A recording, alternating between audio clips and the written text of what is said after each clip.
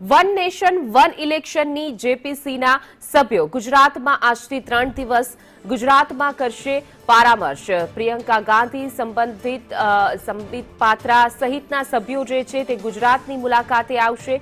CM Bhupendra Patel સાથે તેઓ બેઠક પણ કરશે। રાજ્યના ઉચ્ચ અધિકારીઓનો અભિપ્રાય પણ મેળવવામાં આવશે। કાયદાવિદ પીપી ચૌધરી જેપીસી કમિટીના અધ્યક્ષ છે, જે કમિટીમાં લોકસભાના 27, રાજ્યસભાના 12 સાંસદો એમ મળીને કુલ 39 સાંસદોની કમિટીમાં સમાવેશ કરવામાં આવ્યો છે અને હવે તેઓ ગુજરાત આવશે અને તેઓ સમીક્ષા પણ કરશે।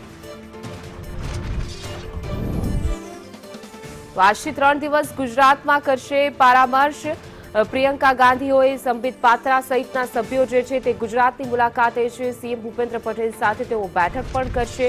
રાજ્યના ઉચ્ચ અધિકારીઓનો અભિપ્રાય તેઓ મેળવશે અને કાયદાવિદ પીપી ચૌધરી જે છે તેઓ પણ અધ્યક્ષ છે, તેઓ પણ આવવાના છે।